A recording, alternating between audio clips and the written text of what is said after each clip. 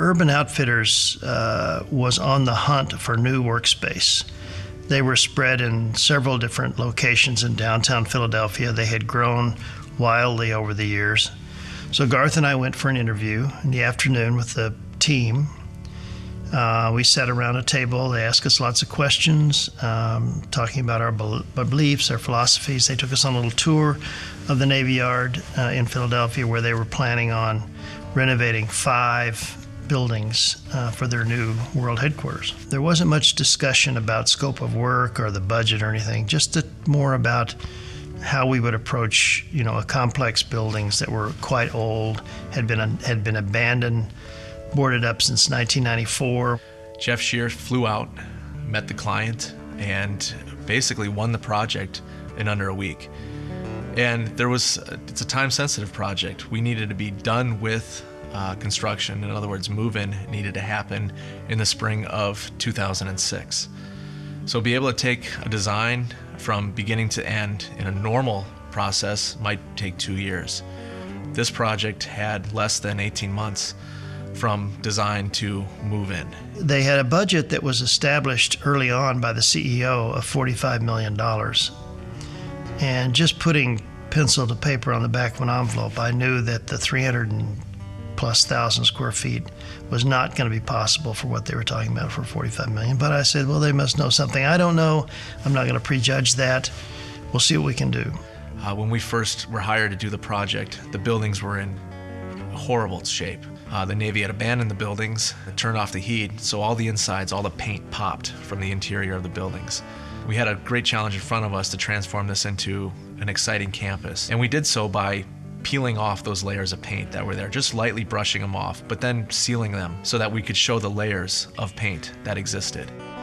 The project was finished on time and on their new budget, which turned out to be more like $100 million, not $45 million, because it included a lot more things that they hadn't originally anticipated. Their advertising is their store.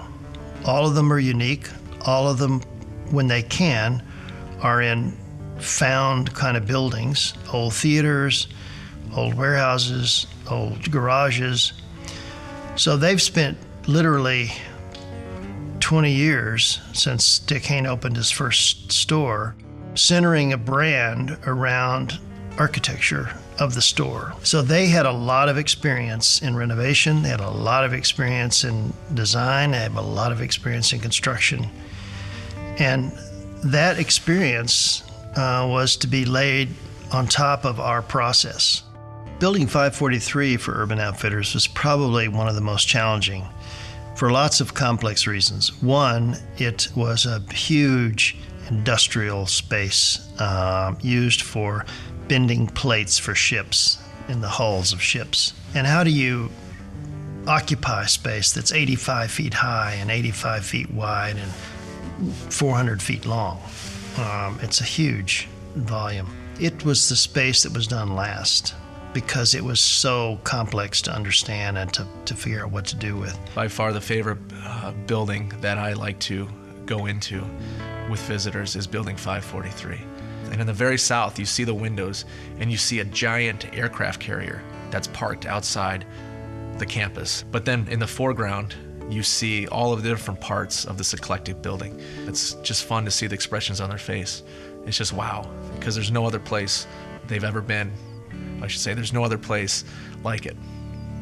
Some of my favorite spaces in Urban Outfitters are the spaces between the buildings, not the buildings themselves.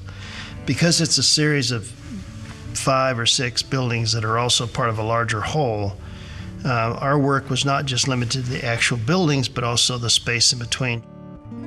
There are little tiny places that I like to sit. We made the bending plate pits into koi ponds. We have things living in a space that made things for killing. And I like that sort of reuse and thread of history that's getting rebirthed into a different place.